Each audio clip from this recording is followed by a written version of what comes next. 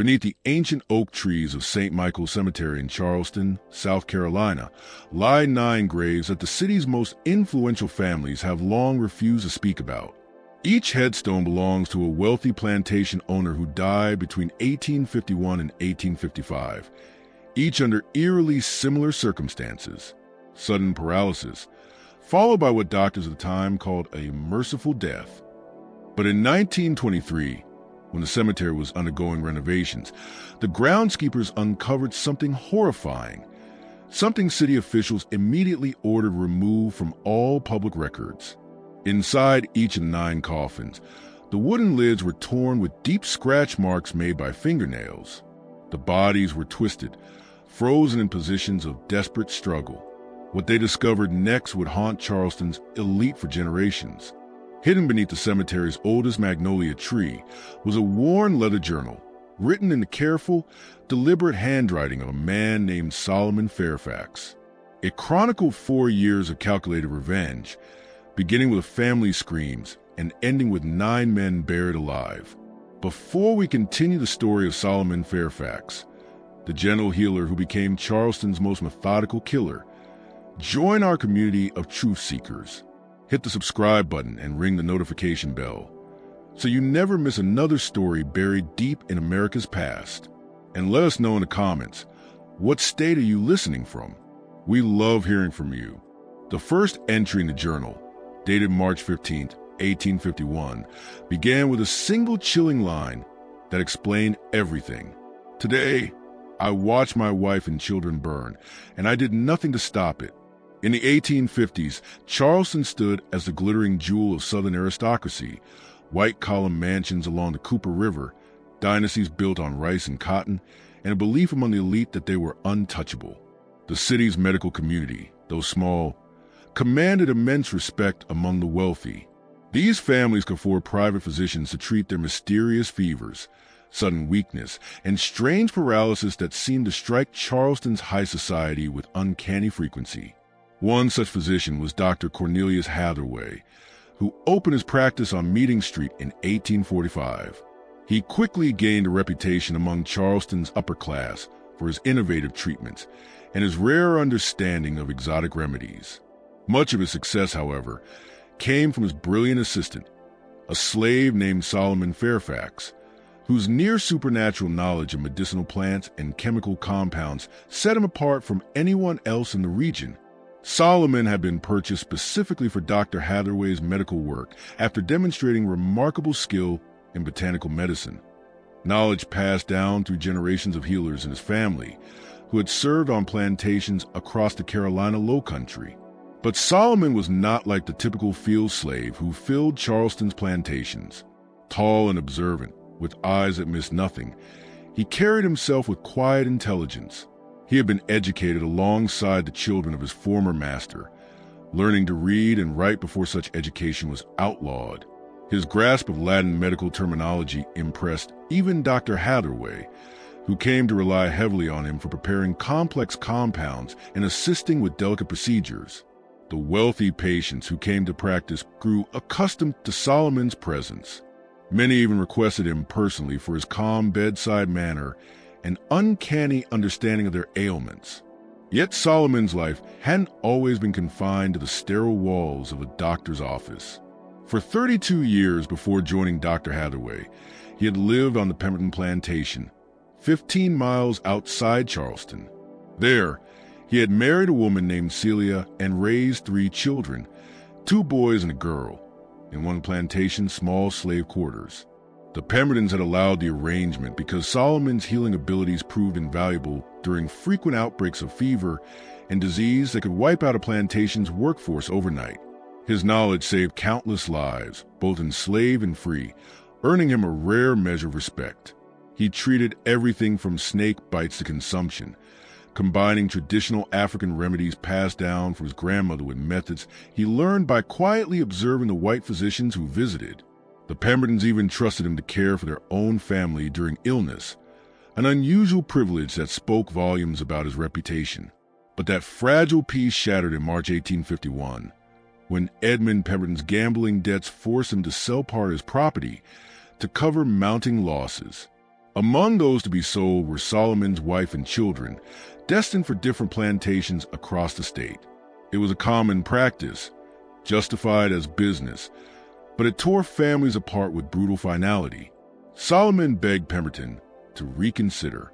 He offered to work for free, for as many years as it took, if only his family could remain together.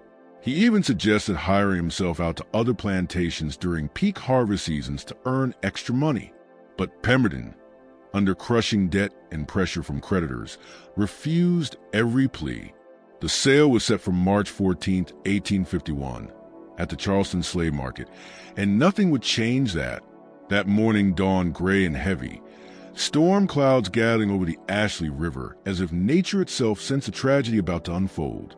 The night before, Solomon had held his family close in their small cabin, memorizing every feature of their faces, every sound of their breathing, knowing that sunrise would mean forever losing them. Celia, his wife of 15 years, stayed strong, focusing on preparing their children for what was to come. 8-year-old Marcus, the eldest, had inherited his father's intelligence and curiosity about the world beyond the plantation.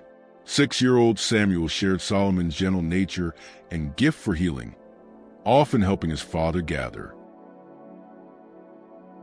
Bidding on a fine horse or a piece of art, others had financed the transactions or profited indirectly through the trade. Each of them had played a part, small or large, in tearing his family apart. Solomon's knowledge of medicinal chemistry now took on a far darker purpose. As he mixed tinctures and prepared compounds in Dr. Hathaway's lab, he studied the effects of different substances, how they could heal or how they could destroy. He took careful notes, always under the guise of experimentation for new treatments. But every observation served another goal. By outward appearance, Solomon remained a model of obedience and professionalism. Patients trusted him implicitly, unaware that behind his calm eyes burned a cold and unwavering focus. The same hands that once soothed pain and restored health were now learning to deliver death, slow, silent, and untraceable. He understood that revenge required precision. Impulsiveness would mean failure. So he waited, watching and learning, as opportunity began to take shape. Over time, Solomon gained access to the private homes of Charleston's elite, attending to patients in their lavish parlors or upstairs sick rooms filled with the scent of laudanum and rosewater. Every visit revealed more about their habits, their diets, their medicines, their weaknesses. He became invisible among them, a quiet presence in the background of their glittering world. The more he observed, the clearer it became that these men believed themselves untouchable. They spoke openly in his presence, discussing politics, trade, and the growing tension over the future of slavery, never imagining that the man standing silently beside them carried a memory sharper than any blade. By the spring of 1852, Solomon's plan had fully taken shape. He would not strike in anger, but with deliberate method. The deaths would come gradually, each disguised as illness or misfortune, and every one of them with no fear before the end. His first target was Thomas Wainwright, a rice merchant whose fortune had been built on the backs of hundreds of enslaved laborers. Wainwright had been among the bidders the day Solomon's children were sold. He suffered from recurring fevers, for which Dr. Hathaway prescribed a tonic prepared by Solomon himself. Within weeks, Wainwright's strength began to fade. Physicians called it a nervous condition, but Solomon knew better. The paralysis that crept to the man's body was no accident. It was a carefully measured retribution. As Wainwright's condition worsened, whispers spread through Charleston's upper circles. Another prominent citizen, struck suddenly with paralysis, dying within days. Then another, and another. Each death appeared natural, tragic, but explainable. No one questioned the gentle, quiet assistant who prepared their medicines and comforted their families. By 1855, 9 men lay in their graves, each with the same expression of frozen terror, each struck down by the same mysterious affliction. And when, decades later, their coffins were opened, the claw marks on the inside told the rest of Solomon's story. Under the oldest magnolia tree in St. Michael's Cemetery, he buried the leather-bound journal that held every name, every method, every memory. Its pages chronicle the transformation of a man who once healed into one who punished. In his final entry, written in the same precise hand as the first, Solomon wrote, "I was made to heal, but they taught me suffering. Now I return it, measure for measure. The earth has taken their bodies. May it never forget their sins." His household staff, none of whom dared question their master's affairs. That isolation meant his death could unfold without immediate scrutiny. In February of 1853, Solomon prepared the compound one final time, ensuring its potency matched his calculations. When Colonel Fitzpatrick arrived for his routine treatment, complaining of the familiar fire in his foot, Solomon greeted him with the same calm professionalism he had perfected over months of deception. The colonel grumbled about the incompetence of the other slaves who worked the plantation, oblivious to the quiet fury in Solomon's eyes. Solomon applied the treatment as usual, a topical salve mixed with laudanum, but this time, a few measured drops of the toxin were added to the tincture. Within half an hour, the colonel's speech began to slow, his limbs heavy, his complaints fading into confusion. He asked for water, then suddenly froze mid-sentence, eyes wide, breath shallow. Solomon stepped back and observed as the paralysis took full effect. To anyone watching, Fitzpatrick appeared to have died painlessly, perhaps of a stroke or heart failure. But Solomon knew the truth. The man's heart still beat faintly, his mind still trapped behind motionless eyes. For the next 2 hours, as the paralysis deepened and the toxin spread, Fitzpatrick lay unable to move or cry out, forced to listen as Solomon quietly tidied the instruments and whispered the names of his children. When Solomon finally left the examination room, he did so with steady hands. Dr. Hathaway would later pronounce the death a natural consequence of poor health, a tragic but unremarkable end for a man of Fitzpatrick's age and habits. The burial followed swiftly, and the colonel's servants, relieved of their tyrant, spoke of strange peace that had settled over the plantation.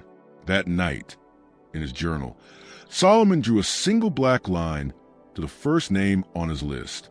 8 remained. He wrote beneath it a single sentence: "Justice begins not in the courts of men, but in the silence of the grave." Would you like me to continue this story, perhaps describing Solomon's next target or how suspicion in Charleston begins to grow? Slaves were terrified and made it unlikely that anyone would insist on an extended wake or a careful post-mortem examination of his body.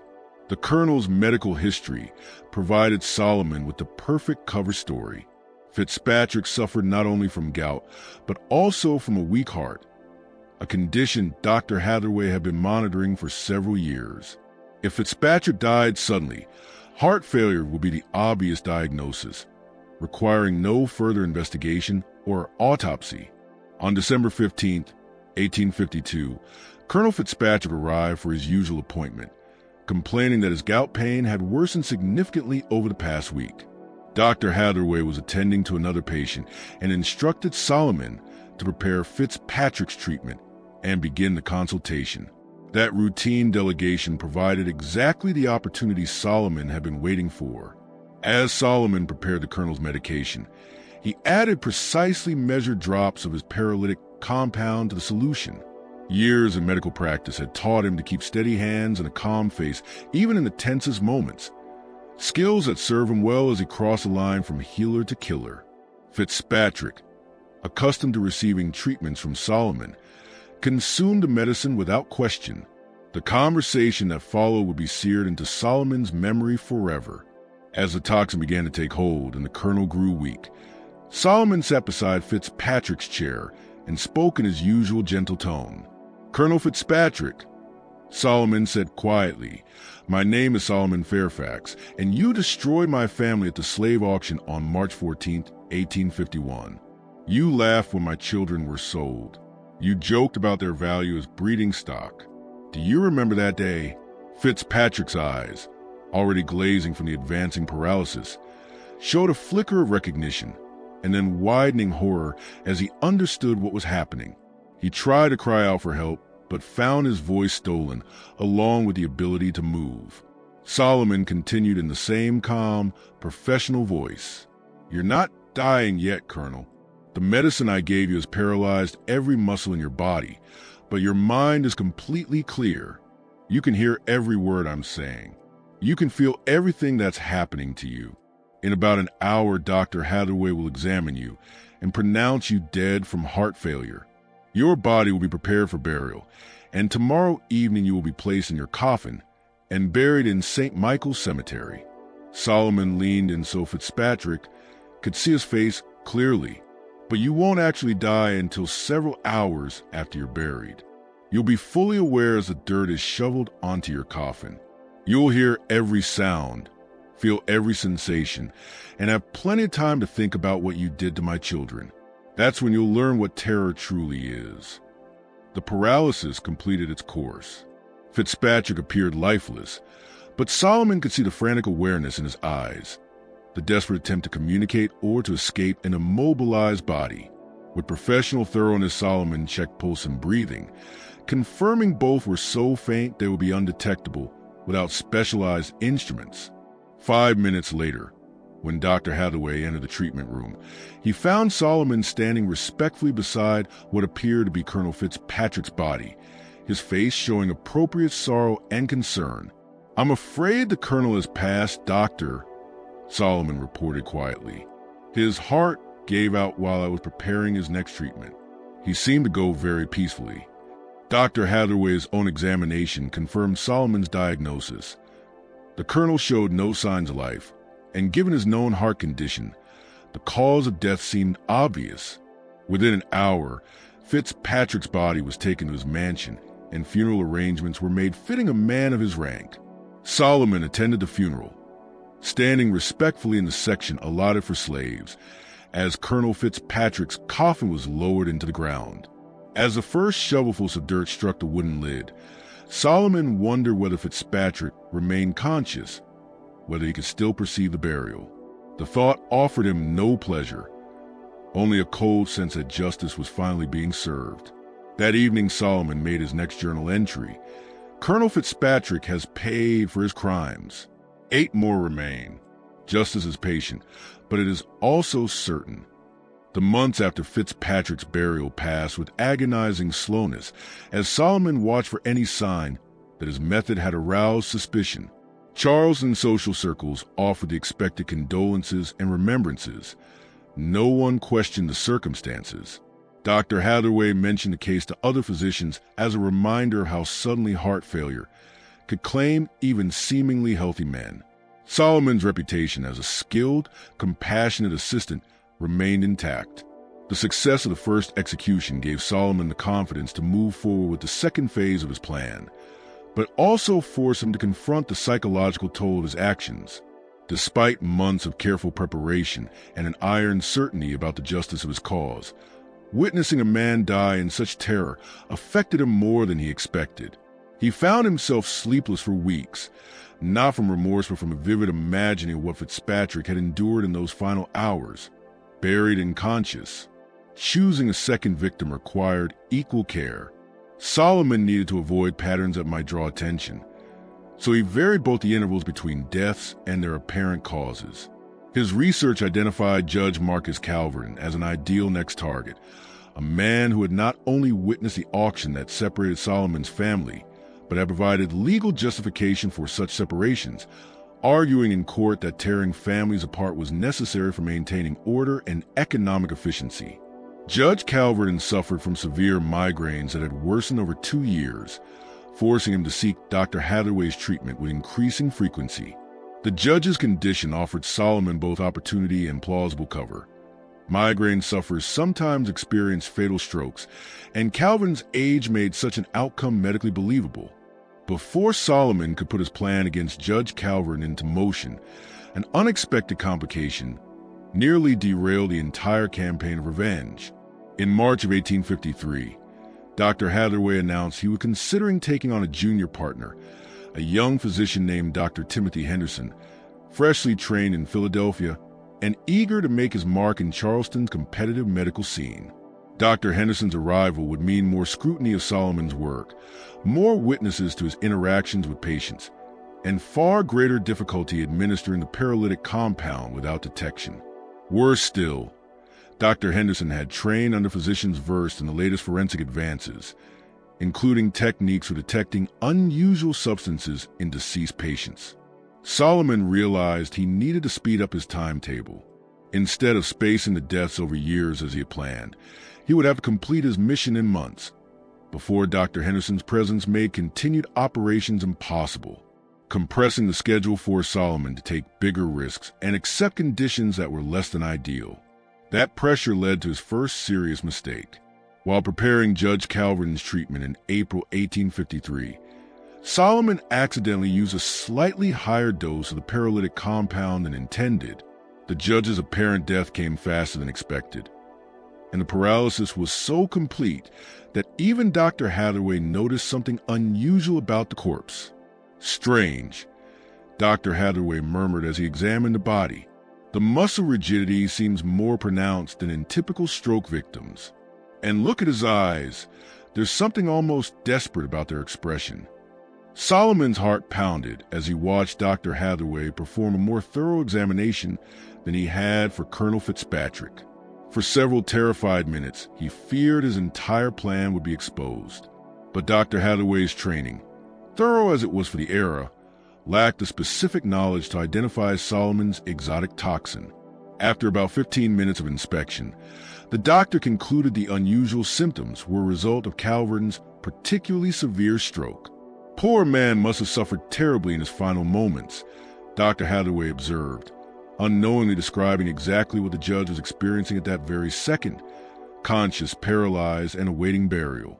Judge Calverin's funeral drew even more prominent citizens than Colonel Fitzpatrick's, befitting a man who had served Charleston's legal community for 3 decades. Solomon watched from the slave section as the judge's coffin was lowered into St. Michael's Cemetery, only 3 rows from Fitzpatrick's grave. As the service ended, something in the crowd sent a chill through him. A young man near the back taking careful notes in a small leather book. The note-taker was Thomas Grimby, a reporter for the Charleston Mercury, who had begun investigating what he privately called a prominent deaths phenomenon, a string of sudden fatalities among the city's elite that, while medically explainable individually, seemed suspicious when seen together. Grimby had noticed that over the past 6 months, several wealthy citizens had died from unexpected medical emergencies under circumstances that, taken collectively, looked unlikely. That evening, Solomon recorded his growing unease. Judge Calverin has joined Colonel Fitzpatrick in experiencing true justice. But I fear others are beginning to notice patterns that could threaten the completion of my mission. I must work faster, even if it means accepting greater risks. The acceleration forced Solomon to choose his next targets quickly. His third victim needed to be eliminated within weeks rather than months. He selected Captain William Dandridge, a ship owner who shipped slaves from Charleston to markets across the South and personally supervised the loading of human cargo with the same meticulous care he used for valuable cotton. Dandridge posed unique challenges. Unlike the earlier victims who visited Dr. Hathaway regularly for chronic complaints, Dandridge was generally healthy and only sought treatment for minor injuries sustained at sea. Solomon would have to manufacture an opportunity instead of waiting for one to present itself. The solution came through Solomon's network within Charleston's enslaved community. Kitchen slaves from the grand houses along the Battery often swapped information about their master's plans. From these informal intelligence channels, Solomon learned that Captain Dandridge was hosting a dinner for prominent members of the shipping community on May 20th, 1853. A dinner party offered a perfect chance. Solomon could serve or assist with the meal, giving him direct access to Dandridge and a dozen other influential men, an opportunity to study multiple possible targets while carrying out his plan. But as Solomon refined the scheme for that night, Thomas Grimby continued his probe into the recent cluster of elite deaths. The journalist had begun visiting St. Michael's Cemetery regularly, mapping recent burials and compiling the medical histories of the deceased, research that would soon threaten everything Solomon had worked for. Just when we thought we'd seen it all, the horror in Charleston intensifies. If this story is giving you chills, share this video with a friend who loves dark mysteries. Hit that like button to support our content, And don't forget to subscribe so you never miss another tale like this. The evening of May 20th, 1853 marked the beginning of the end for Solomon Fairfax's methodical campaign of revenge. The dinner at Captain Dandridge's mansion on East Bay Street brought together 12 of Charleston's most influential shipping merchants, creating an unprecedented opportunity for Solomon to study multiple potential victims. While carrying out his plan to eliminate his primary target, Solomon arranged his participation through Martha, an elderly slave who supervised kitchen operations for many of Charleston's grandest social events. Martha, unaware of Solomon's true intentions, was grateful for his offer to help serve the elaborate meal. Several of her regular assistants had fallen ill with a fever that was spreading through the slave quarters of the French Quarter. The captain's dining room gleamed with crystal and silver as Charleston's maritime elite gathered to discuss the expansion of shipping routes and the increasing profitability of human cargo transport. Solomon moved through the room with practiced invisibility, refilling wine glasses and clearing plates while listening to conversations that revealed the casual brutality underpinning Charleston's economic prosperity. Captain Dandridge, a robust man in his early 50s with graying hair and weathered hands that spoke of decades at sea, held court at the head of the table, regaling his guests with stories of profitable voyages and strategies for maximizing the value of slave shipments. His detailed knowledge of techniques for preventing slave rebellions during transport and methods for keeping human cargo alive on long voyages made him particularly contemptible in Solomon's eyes. As the evening progressed, Solomon identified several other men whose involvement in the slave trade marked them as future targets. The conversations he overheard revealed a network of complicity extending far beyond the individual traders who had taken part in his family sale. These men spoke of human beings with the same detached interest they showed for cotton prices or shipping schedules, treating the destruction of families as an acceptable cost of doing business. Solomon's opportunity came during the serving of the final course, an elaborate dessert that required individual preparation for each guest.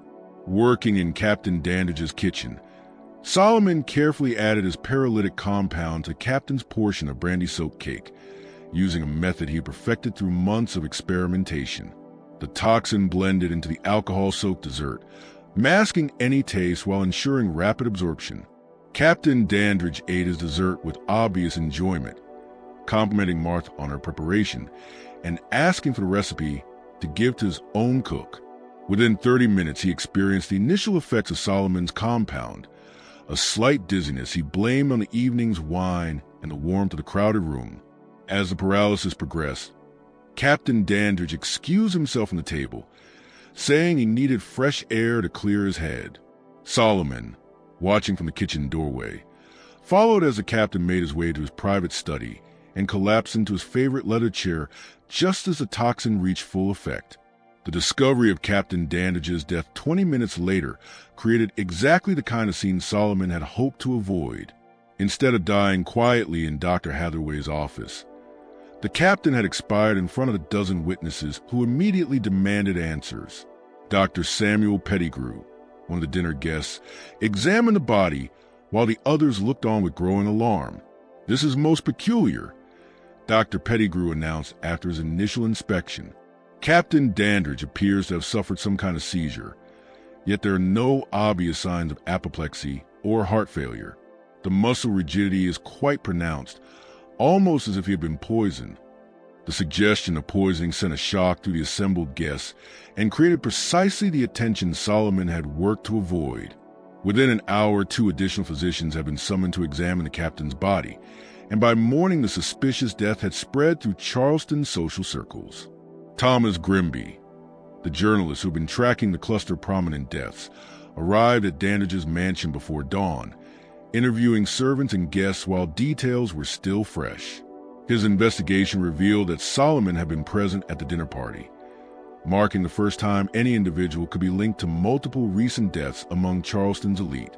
The net was closing around Solomon, yet his mission remained unfinished. 6 of his intended victims were still alive, and the heightened scrutiny made it unlikely he would find further opportunities to eliminate them using his established methods. Desperation, and the knowledge that time was running out, pushed Solomon to his most dangerous decision. He would attempt to kill multiple targets at once, using a method sure to create maximum terror, even if it meant almost certain capture. His research showed that on June 15, 1853, 6 of Charleston's most prominent slave traders planned to meet at the offices of Henderson and Associates to finalize contracts for a major expansion of their operations. The meeting was to take place in the evening after normal business hours, offering Solomon a chance to trap all 6 men in a confined space. The plan he devised was both simple and terrifyingly effective. Working nights over the course of 2 weeks, Solomon uses access to medical supplies to prepare a large quantity of his paralytic compound in highly concentrated form. Rather than dosing each victim individually, he intended to introduce the toxin into the building's air supply via the gas lighting system that illuminated the office. Henderson and Associates employed a central gas distribution system feeding lamps throughout the structure. By injecting his concentrated toxin into the main gas line, Solomon could expose everyone in the building to lethal doses within minutes of the lamps being lit for the evening meeting. On the night of June 15th, Solomon positioned himself in the alley behind the Henderson and Associates building, waiting for the 6 men to arrive for their clandestine meeting. At precisely 8 o'clock, the office windows began to glow with gas lamplight, the signal that the meeting had begun and Solomon's trap was activated. Within 30 minutes, the building fell silent. Solomon waited another hour to be certain the paralysis had taken full effect before using a duplicate key he had acquired through careful planning to enter the building by the rear entrance. The scene that greeted him in the main conference room was both horrifying and satisfying. 6. The men sat rigidly around a mahogany table, their bodies frozen in the very positions they had occupied when the paralysis struck. Their eyes, the only part of them still capable of movement, followed Solomon as he moved through the room, reflecting pure terror and the dreadful awareness trapped inside their motionless forms. Solomon approached each man in turn, speaking with the same calm, deliberate tone he had used with his earlier victims. He introduced himself and explained exactly what was happening, describing in chilling, clinical detail how they would remain conscious during their burial, forced to endure the hours of slow suffocation that awaited them. The panic, disbelief, and silent pleading in their eyes gave Solomon a grim satisfaction unlike anything he had anticipated. Years of careful planning had not prepared him for the moment when justice, his kind of justice, would finally stare him back in the face. But Solomon's triumph was short-lived. Just as he prepared to leave the building, ensuring that the victims would be discovered the next morning, the sound of footsteps echoed in the corridor. Someone else was inside. That was impossible. Solomon had monitored this meeting meticulously. The door creaked open, and standing there was Thomas Grimby, the journalist who had been investigating Charleston's recent string of mysterious deaths. Grimby had followed a trail of clues that led him to this very building, and had arrived just in time to witness Solomon standing over 6 seemingly lifeless bodies. "So it's true," Grimby said quietly, his voice trembling with both horror and vindication. "Someone has been systematically killing Charleston's elite, and it's you." Solomon understood in that instant that his carefully constructed plan had unraveled completely. There was no plausible explanation for his presence, no way to conceal the truth. Grimby's discovery meant that within hours, Charleston's authorities would draw the same conclusion. Someone with medical expertise and intimate knowledge of the city's most powerful men had been executing a campaign of vengeance. "They destroyed my family," Solomon said simply, his voice calm, not defensive. "They sold my children like cattle and left my wife to die by the roadside. This isn't murder, Mr. Grimby. This is justice." Grimby hesitated, torn between his duty as a journalist and the uneasy understanding of what had driven Solomon to this point. As a reporter, he was bound to expose the truth. But as a Southerner raised within the brutal system of slavery, he also recognized the humanity in Solomon's rage and the deep, festering injustice that had created it. "Those men," Grimby said, glancing toward the table. "They're still alive, aren't they? That's why their eyes move.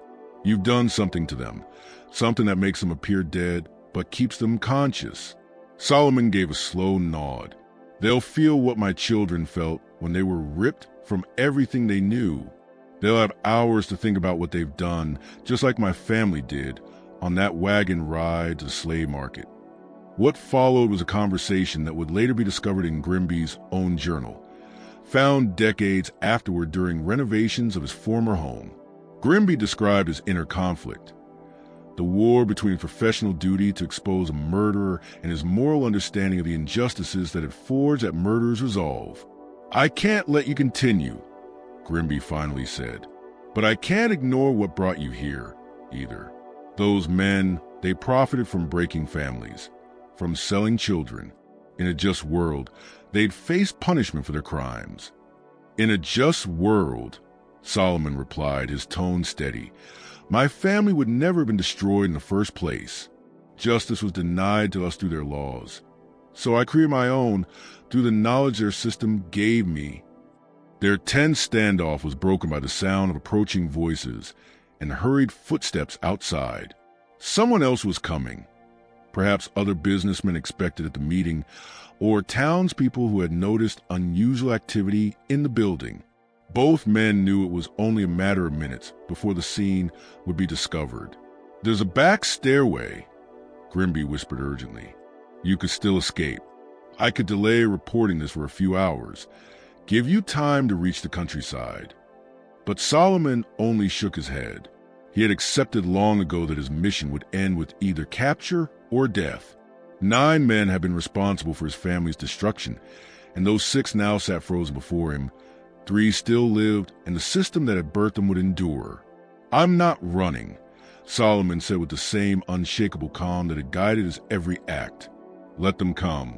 Let them see what I've done. Maybe when the story spreads, others will finally understand. Even slaves have limits to what they'll endure in silence." The voices outside grew louder, joined by the heavy tread of boots on the front stairs. Grimby, trembling, made a decision that would haunt him for the rest of his life. He chose to protect the story, not the man. He positioned himself in the shadows, determined to witness everything, to record the moment history would later call the Henderson Massacre. When Charleston's constables burst into the room, they were met with a sight beyond comprehension. 6 of the city's most influential men sat motionless around the table, their faces locked in eerie calm, their eyes glassy yet aware. And beside them stood Solomon, unmoving, unarmed, and unafraid. He made no attempt to flee. Instead, he gave a full confession. Every detail of his methods, his motivations, his chemistry, and his choice of victims. His statement, recorded that night by the chief constable, would later solve not only the mystery of the evening's deaths, but also the strange fatalities that had baffled Charleston's doctors for nearly 2 years. The paralytic compound, the delivery systems, the meticulous selection of his targets. All of it was documented with the same precision that had guided his vengeance. The trial of Solomon Fairfax soon became one of the most controversial proceedings in Charleston's antebellum history, not only because of the crimes themselves, but because of the moral questions they forced the city to confront.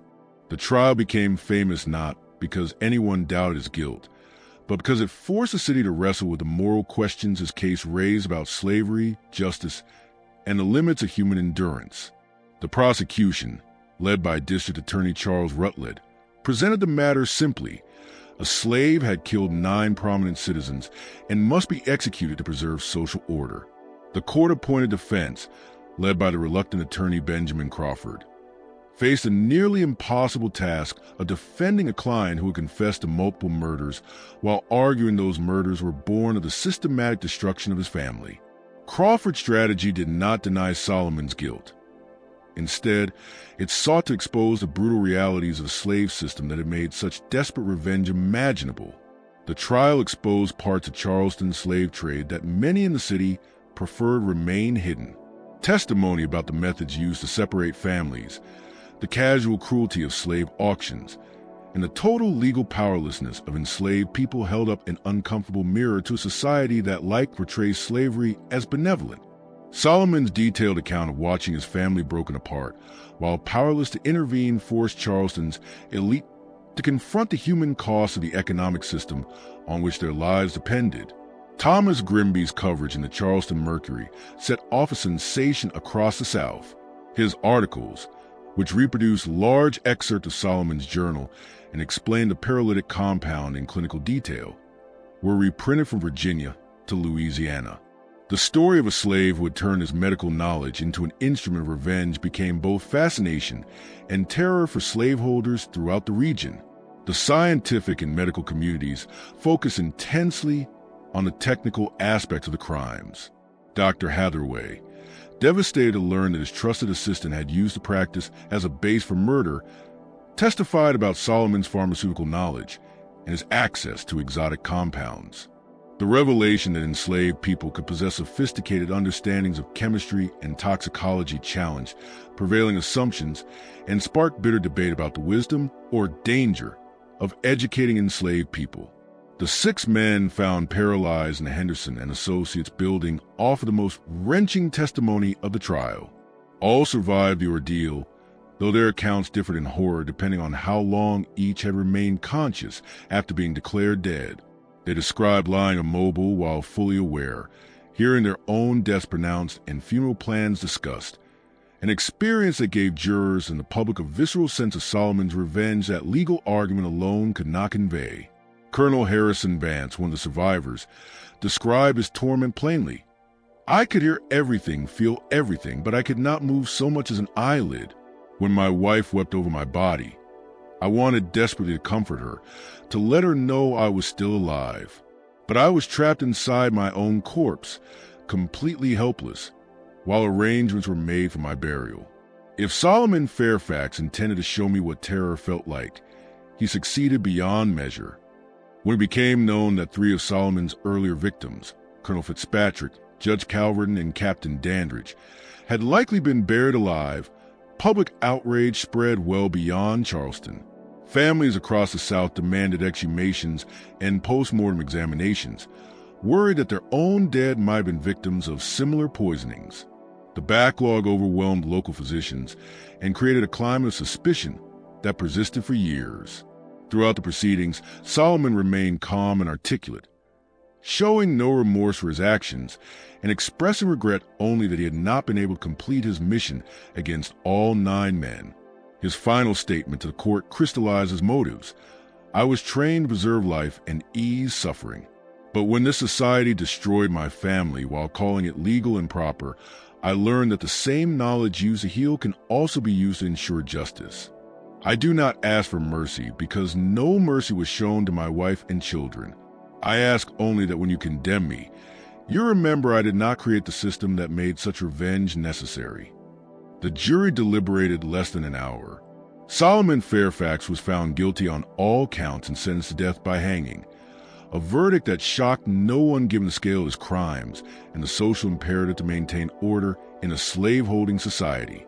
Yet the swift conviction did not settle the deeper questions his case raised about slavery, culpability, and the humanity of the enslaved.